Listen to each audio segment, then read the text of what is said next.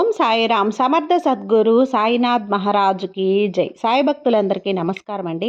మన బాబా గారి దయ వల్ల మనందరం బాగుండాలి, సంతోషంగా ఉండాలి అని చెప్పి మనస్ఫూర్తిగా కోరుకుంటూ ఈ రోజుటి వీడియో స్టార్ట్ చేస్తున్నాను ఫ్రెండ్స్.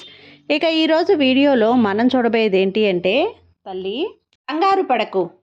ఒక వ్యక్తి నీ కుటుంబంపై కన్నెర్ర చేశాడు. నీ కుటుంబ నాశనమే తన యొక్క లక్ష్యంగా భావిస్తున్నాడు. వెంటనే వెళ్ళి తన యొక్క గుట్టు రట్టు చెయ్యి అని చెప్పి బాబాగారు అయితే మనకు ఒక మంచి సందేశాన్ని తీసుకొచ్చేసారండి. ఆ సందేశం ఏంటి, ఆ సందేశం రూపంలో బాబాగారు మనతో ఏం చెప్పబోతున్నారు అనేది తెలుసుకునే ముందుగా మన ఛానల్ని కనుక కొత్తగా ఎవరైనా చూస్తూ ఉన్నట్లయితే ప్లీజ్ సబ్స్క్రైబ్ చేసుకోండి ఫ్రెండ్స్. వీడియో నచ్చితే కనుక లైక్ చేయండి, షేర్ చేయండి, కామెంట్ చేయండి, కొంచెం సపోర్ట్ చేయండి.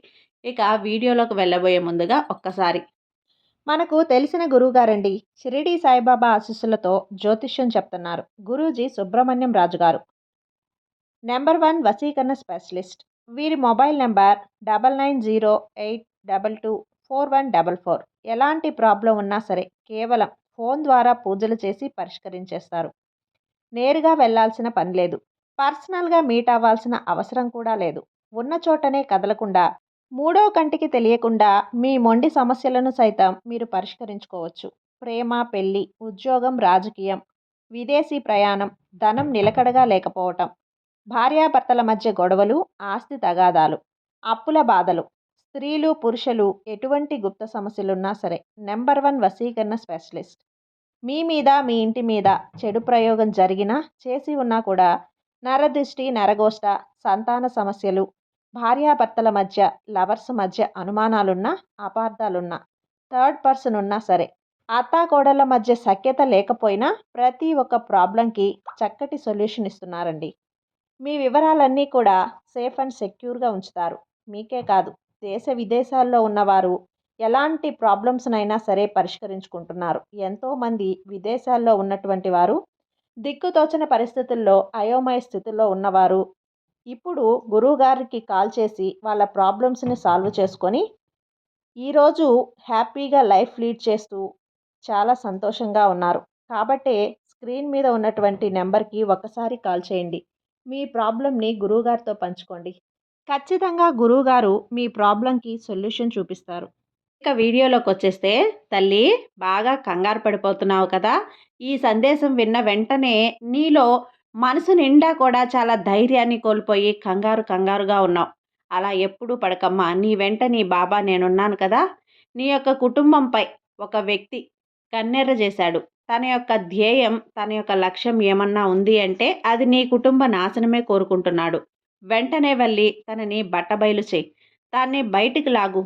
ఏంటి బాబా, ఏం చెప్తున్నారు, ఏం మాట్లాడుతున్నారు, ఆ వ్యక్తి ఎవరు, నా కుటుంబంపై కన్నెర్ర చేయటానికి నేనంత పాపం ఏం చేశాను, తనకి నా కారణంగా ఏదైనా అన్యాయం జరిగిందా, లేకపోతే ఏదైనా నా నుంచి కోల్పోయిందా, ఎందుకు నా కుటుంబంపై కన్నెర్ర చేశాడు, తనకి అంత అవసరం ఏముంది, అసలు ఆ వ్యక్తి ఎవరు, ఎవరిని వెళ్ళి నేను తనని బయటకు లాగి తనని బట్టబయలు చేయాలి.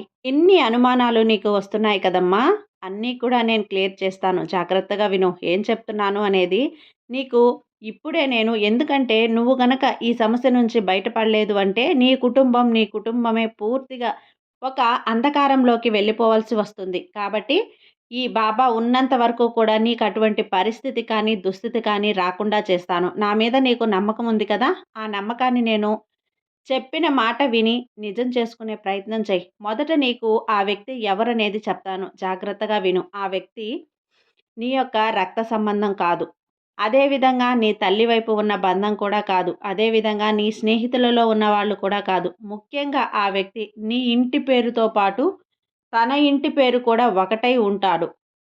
అలాగే నీ కుటుంబంలో తను కూడా, అంటే నీ కుటుంబం ఏదైతే ఉందో ఆ కుటుంబంలో తను కూడా ఒక రకమైన పాత్రని పోషిస్తూ ఉన్నాడు.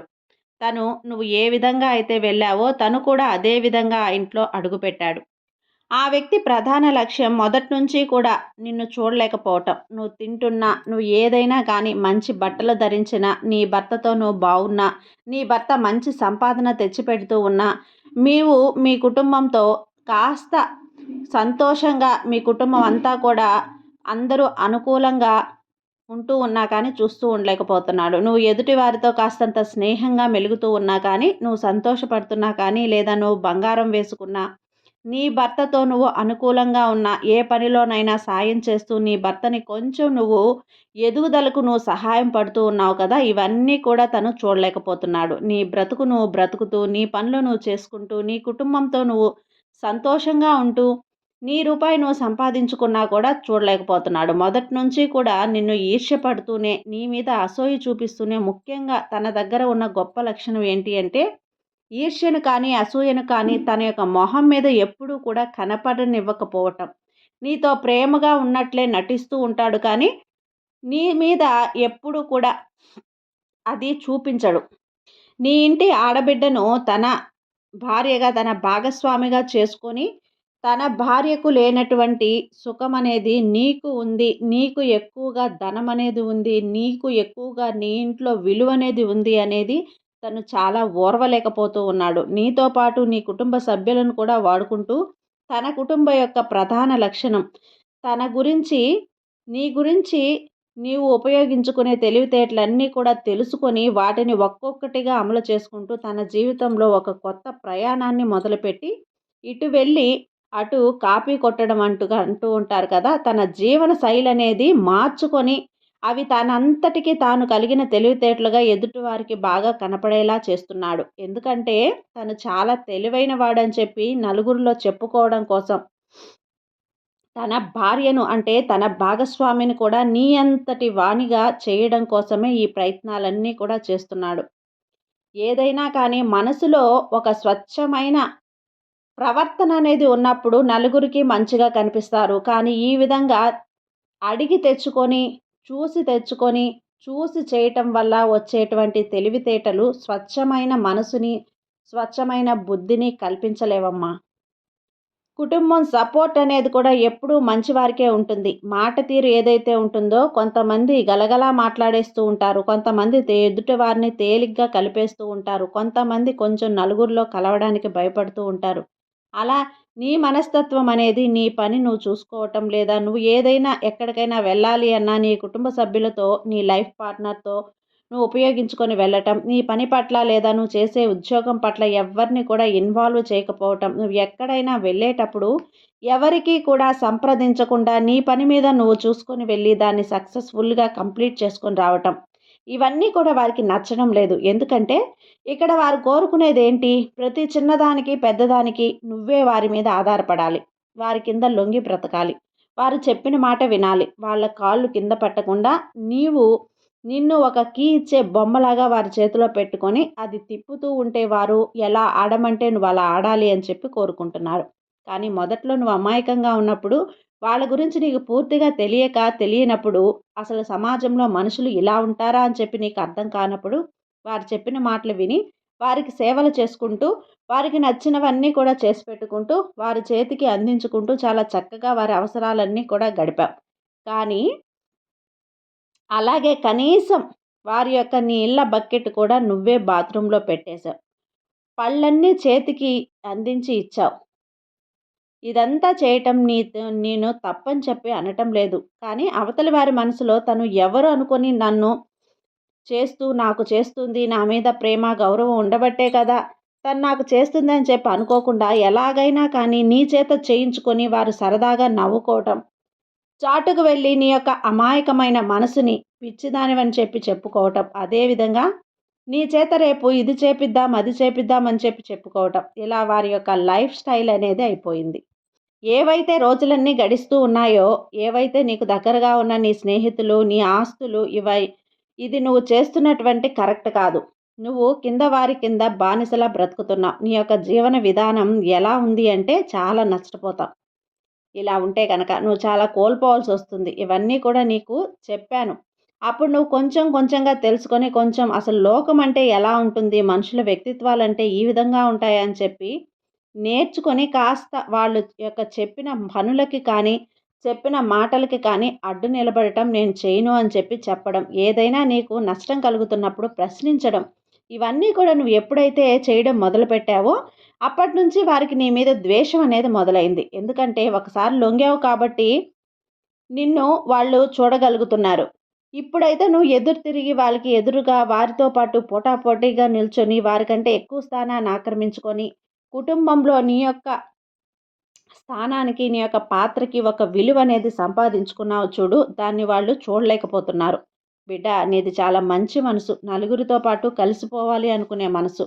నలుగురి యందు కూడా గౌరవాన్ని చూపించే క్రమశిక్షణ నీది. నువ్వు పెరిగిన వాతావరణమే వేరుగా ఉంటుంది. అలా పెద్దవాళ్ళని గౌరవించడం, పిల్లల్ని ప్రేమించడం, ఎదుటి వారితో సన్నిహితంగా మాట్లాడటం, అందరితో కూడా సరదాగా ఉండాలి అనుకోవటం, ఈర్ష్య కానీ, అసూయ కానీ లేకుండా ఒక కల్మషం లేని మనసుని నీలో ఉంచుకొని, అందరి ఆనందాన్ని కోరుకుంటూ నువ్వు కూడా ఆనందంగా ఉండాలి అనుకుంటావు చూసావా? అదే నిన్ను ఇప్పటి వరకు కూడా కాపాడుతూ వచ్చింది. కాకపోతే వారి ఏడుపు, వారి ఘోష అనేది నీకు ఎప్పటికప్పుడు కూడా అడుగడుగునా కూడా నిన్ను వెంటాడి వేధిస్తూ ఉన్నాయి తల్లి. ఎందుకంటే గనక 10 మందికి అప్పున్నా కానీ బ్రతకొచ్చు. కానీ 10 మంది ఏడుపులుంటే బ్రతకలేమని చెప్పి మన పెద్దలు చెప్తూ ఉంటారు చూడు. ఏదైనా కానీ ఇప్పుడు నీకు ప్రస్తుత కాలంలో సరిగ్గా నీ మనసనేది నీ కంట్రోల్‌లో లేకపోవటం, మనసంతా కూడా చికాకుగా అనిపించడం, గందరగోళంగా అనిపించడం, ఎవరికీ కూడా ఎక్కువ విలువ ఇవ్వకూడదో, ఎవరిని వదిలేయాలో వారిని ఎక్కువగా కేర్ చేయడం, వారికి ఎక్కువగా విలువనివ్వడం, అదేవిధంగా వారితో సన్నిహితంగా ఉండే ప్రయత్నం చేయటం. ఒక పని చెయ్యాలి అనుకొని ఆ పని మీద ధ్యాస తగ్గి ఎక్కువగా కూడా అలసటగా గురైపోతూ ఉండటం. ఏ పని మీద అయితే నీకు ఇంట్రెస్ట్ అనేది లేకపోవటం, మనుషులతోటి కలవాలి అనిపించుకోవటం, ఒంటరితనంగా ఉండాలి అని చెప్పి కోరుకోవటం, సాయంత్రానికి బాగా నీరసమైపోవటం, తలంతా కూడా భారంగా, నొప్పిగా అనిపిస్తూ ఉండటం, కాస్తంత చిన్న చిన్న అనారోగ్య సమస్యలు, ఆందోళన, అతి ఆలోచన, వద్దు అనుకున్నా కూడా మనసులో ఆలోచనలు అనేటివి రావటం, ఇలా తిరుగుతూ తిరుగుతూ ఉండి నిన్ను ఇబ్బంది పెడుతూ ఉండటం. ఇలా ఎన్నో రకాలైన సమస్యలు, ఇటు మానసికంగా ఇబ్బంది పడుతూ ఉంటావు, ఇటు శారీరకంగా కూడా ఇబ్బంది పడుతున్నావు. కాబట్టి గుర్తుంచుకోవాల్సిన విషయం ఏంటి అంటే, తల్లి, ఎప్పుడైనా ఒకరి గురించి ఇంత ఆలోచన పనికిరాదు. ఒకరి గురించి నువ్వు ఆలోచిస్తున్నావు అంటే నువ్వు నీకు తెలియకుండానే వారికి విలువనిస్తున్నావు అని చెప్పి అర్థం. ఇక్కడ నువ్వు తెలుసుకోవాల్సిన విషయం ఏంటి అంటే, నిన్ను నువ్వు జాగ్రత్తగా చూసుకోవటం, నిన్ను నువ్వు ప్రేమించుకోవటం, నువ్వు అవసరమైనప్పుడు ఆలోచనలకి దూరంగా ఉండి ఎటువంటి ఆతృత, కంగారు, టెన్షన్ లేకుండా మనసుని ప్రశాంతంగా ఉంచుకొని చేసే పని పట్ల ధ్యాసను పెట్టి నువ్వు వేయాలి. అడుగన్నది అంటే నువ్వు అనుకుంటున్న అడుగుని నీ లక్ష్యం వైపు దిశగా నీ ఆలోచనలు కనుక నువ్వు ఆలోచించగలిగితే నువ్వు విజయాన్ని సాధిస్తావమ్మా. కాబట్టి ఏదైనా కానీ నీ ప్రయత్నం అనేది నువ్వు చెయ్యి. ఎదుటి వారి మీద ఆధారపడద్దు. ఎదుటి వారిని ఎప్పుడూ నమ్మొద్దు. గుడ్డిగా అస్సలు నమ్మొద్దు.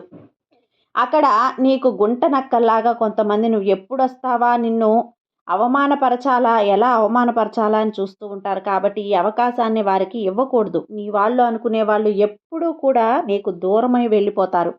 తల్లి, పరాయి వాళ్ళు అనుకున్న వాళ్ళే ఎప్పుడైనా కానీ నీకు దూరంగా ఉండి కూడా నీకు సహాయం చేస్తారు. కాబట్టి నీ వాళ్ళ కోసం నువ్వు కొత్తగా ఆలోచించాల్సిన అవసరం లేదు. అదేవిధంగా పరాయి వాళ్ళ కోసం నువ్వు అస్సలు ఆలోచించిన అవసరం లేదు. నీ జీవితం నీది, నీ లక్ష్యం నీది, నీ యొక్క తెలివితేటల మీద ఆధారపడి ఉంటుంది. కాబట్టి లేనిపోని ఆలోచనలకు పోయి అంధకారంలోకి నెట్టుకోవద్దు. 4 గోడల మధ్య సాధించలేనిది ఏది కూడా నువ్వు లేదు అని చెప్పి అనుకోవద్దు. చెయ్యాలి అనుకుంటే నువ్వు ఏదైనా కూడా చేయగలవు. ఏదైనా కూడా సాధించగలవు.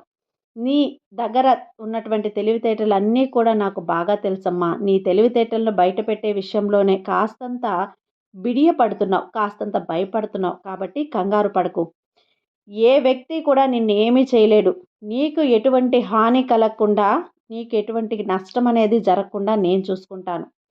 నీకు ఏ వ్యక్తి చేసినా కూడా కనీసం నీ కాలి గోటిని కూడా తాకలేడు. నీ కుటుంబ సమస్యను, నీ కుటుంబ నాశనాన్ని ఎవ్వరు కోరుకున్నా తన లక్ష్యం కావచ్చు, కానీ ఆ లక్ష్యాన్ని తిప్పుకొట్టి తనకి బుద్ధి చెప్పే బాధ్యత నాది. కాబట్టి నా మీద నమ్మకాన్నుంచు. దేనికి కూడా నువ్వు భయపడిన అవసరం లేదమ్మా. ప్రతీదీ కూడా నేను చూసుకుంటాను. నువ్వంటే నిన్ను నువ్వు చూసుకుంటూ నీ పని యందు ధ్యాస పెట్టు. అంతా కూడా చక్కగా సర్దుకుంటుంది. అర్థమైంది కదా? కాబట్టి ఆ వ్యక్తి ఎవరు అనేది కూడా నీకు చెప్పాను పూర్తిగా. నీ ఇంటి నీ ఇంటి ఆడపిల్లను తన భాగస్వామిగా చేసుకొని తను వచ్చి నీ ఇంటిపై కుట్రలు వేసి నీ ఆస్తిని, నిన్ను, నీ కుటుంబ నాశనాన్ని కోరుకుంటూ తను బాగుపడాలని చూస్తున్నాడు. అటువంటి బుద్ధులున్న ఏ వ్యక్తి కూడా బాగుపడినట్టు చరిత్రలో లేదు కదా. ఇప్పటి కూడా తన పరిస్థితి కూడా అంతే. కాబట్టి నీ బాబా మీద నమ్మకంతో ఉండు. నీకు అంతా కూడా మంచే చేస్తాను. నీ సాయి నీకు తోడుండగా నీకు భయం ఎందుకు చెప్పు. సర్వేజన సుఖినో భవంతు. జై సాయిరాం.